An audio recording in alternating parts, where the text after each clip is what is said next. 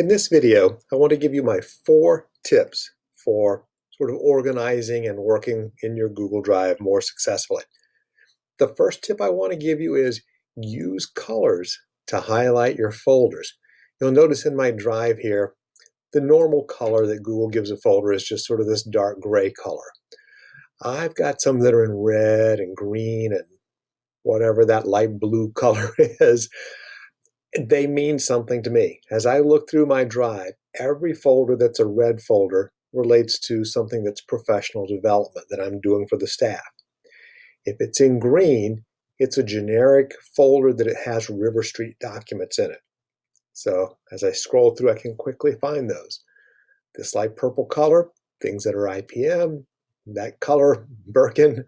So the colors stand out to me. Now, you can't change the color of a document. Document colors are preset by Google, but you can change the color of any folder. Just by right-clicking on that folder, you would have an option to change the color to something in the color palette. And trust me, as you get more and more folders, those colors begin to pop out just a bit, and it makes it easier for you to find things.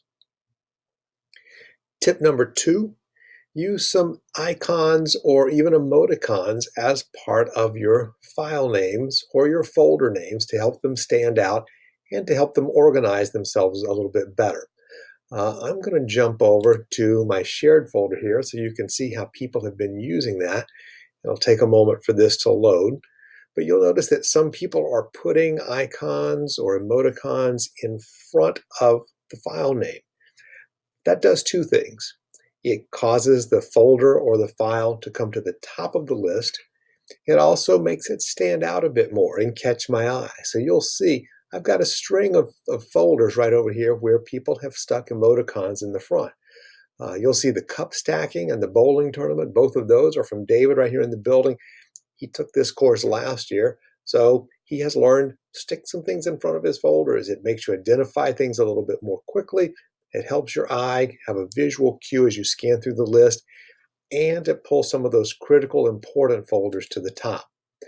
Over here on my drive, you'll see I've got one with an ampersand at the top there to pull it to the top. I've also just stuck the number 1 in front of some things because I want to pull those to the top of the list. When this year's over, I won't be using those as much. I'll take the number 1 out of the name and I'll have a new set of folders that I want to pull to the top. This works well for folders. You can't pull files to the top. They will always be behind the folders. But just a way to kind of help organize and make things visually appealing.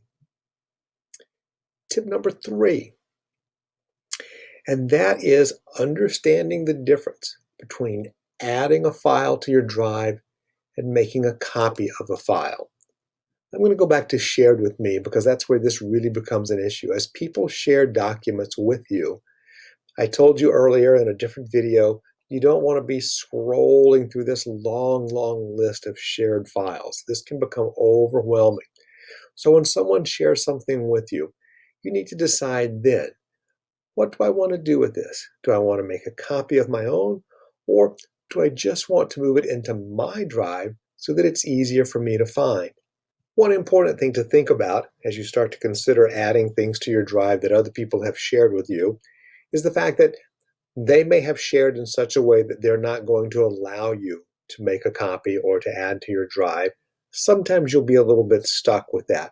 But in many cases, even if you click on the folder and try to add it to your drive or make a copy and you can't, if you open up the folder and look at the individual documents inside, you will often have that opportunity.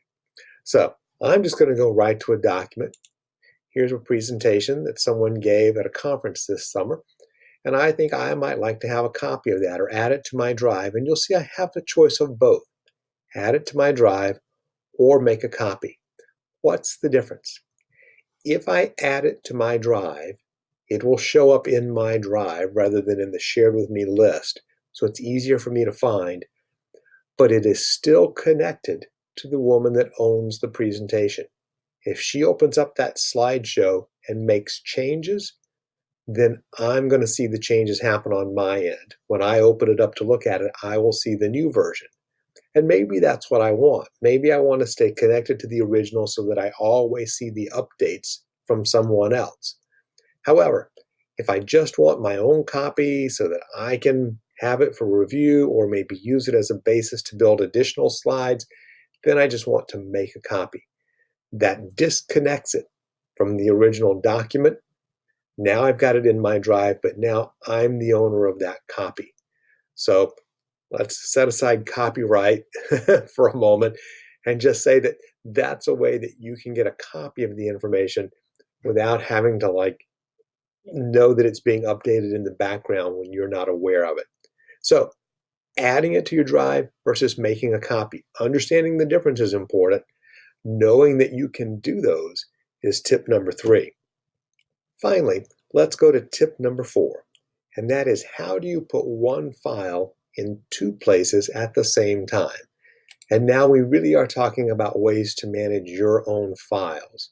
So I'm going to open up a document. Let me get to a document here, one that we used in our last course.